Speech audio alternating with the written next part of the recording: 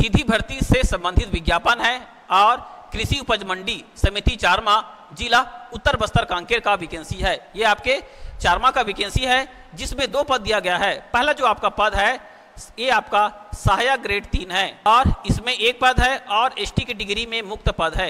मुक्त का मतलब ये होता है कि आप महिला हैं या पुरुष दोनों अभ्यर्थी इसके लिए आवेदन फार्म को भर पाएंगे और केवल एसटी कैटेगरी के अभ्यर्थी इसमें आवेदन फार्म को भर पाएंगे। अगला जो हमारा वैकेंसी है ये भृत्य और चौकीदार का है। 1 पद भृत्य में है और चौकीदार का भी आपको 1 पद इसमें देखने को मिल जाएगा।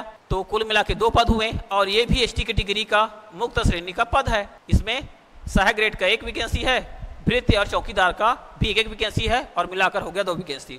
तो कुल 3 वैकेंसी आया हुआ है। अब सबसे पहले देख लीजिएगा कि सहायक ग्रेड 3 के लिए जो योग्यता मांगा हुआ है। सहायक ग्रेड 3 में सबसे पहले चाहिए अभ्यर्थी के पास स्नातक होना चाहिए कोई भी विषय में।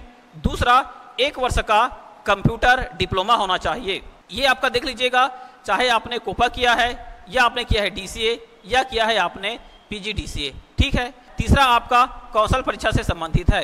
इसमें 5000 की डिप्रेशन प्रति घंटे के स्पीड से आपका कौशल परीक्षा लिया जाएगा। दूसरा जो हमारा वैकेंसी है भृत्य या चौकीदार। अब इस पद के लिए केवल 8वीं पास मांगा जा रहा है। 8वीं के प्रतिशत के हिसाब से इसमें आपका सिलेक्शन होना रहेगा।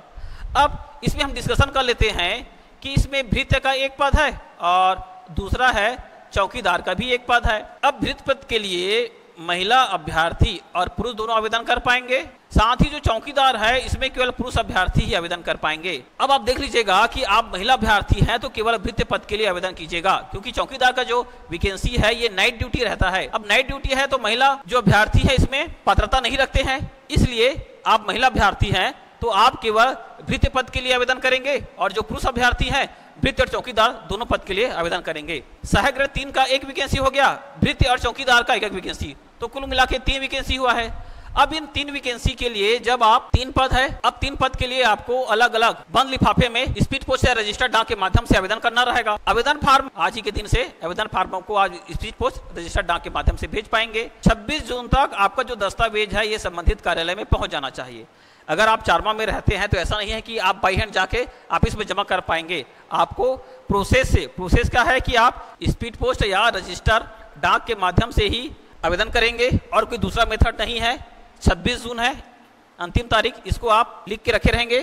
साथ ही आपको पता है कि आप भारत में कोई भी डॉक्यूमेंट हो, चाहे आप स्पीड पोस्ट करेंगे रजिस्टर्ड डाक के माध्यम से भेजेंगे ना, 3 दिन का समय लगता है और शनिवार इतवार को आप छोड़ दीजिएगा। तो जितना जल्दी हो सके आप इसके लिए आवेदन फार्म को भेज दीजिएगा। ये तो हो गया है आपका वैकेंसी संबंधी जानकारी को जरूर आप परिवार दोस्तों के व्हाट्सएप ग्रुप में शेयर कीजिएगा।